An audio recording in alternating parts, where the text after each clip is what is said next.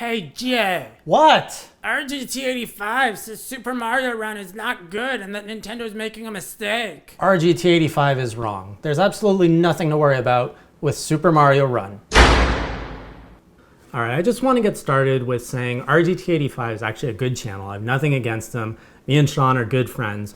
But we often have different opinions on things, and that's really good. Now, in the case of today's announcement, where Apple or Nintendo announced at the Apple conference that there was a Mario game coming to iOS platforms this holiday season, specifically Super Mario's Run, or just Super Mario Run, a lot of people went crazy on Twitter, and some people are for it, a lot of people are all doom and glooming this. One of them is Sean Long, or RGT85, and that's fair.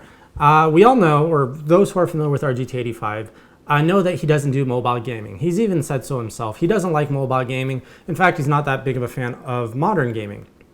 Now today he released a very good video regarding Super Mario Run and his thoughts on it. And he explains very well why he thinks this is problematic for Nintendo, and he actually highlights some major concerns that I want to bring up from a different point of view, because I don't think this is a bad move for Nintendo. Now, RGT85 says, Nintendo, be careful.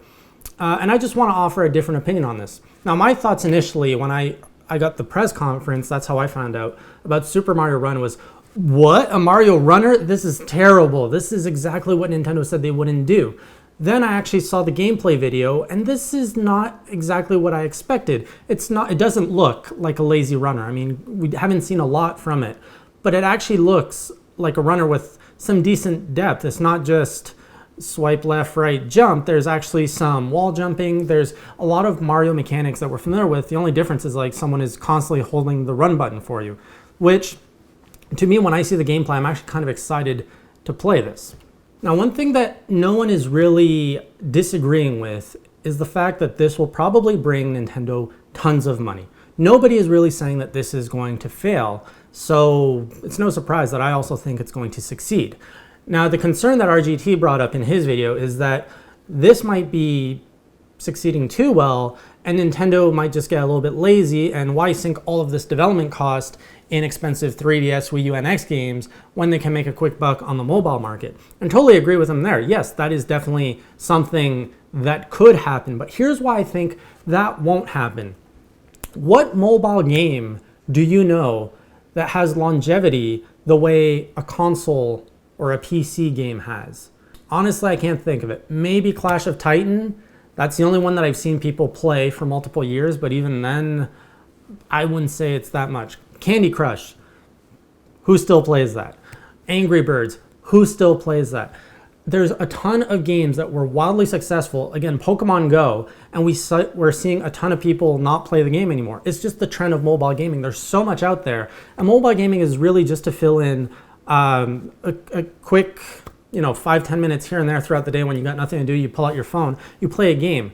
So I don't think Nintendo is going to bank on their mobile games doing the same as what their console games do. This is not just a quick cash grab for them. That, well, it is in the sense that yes, it will result in a lot of money for them, but I don't think they're going to rest on that as a strategy to develop their business long term, because we have no evidence to show that that really works.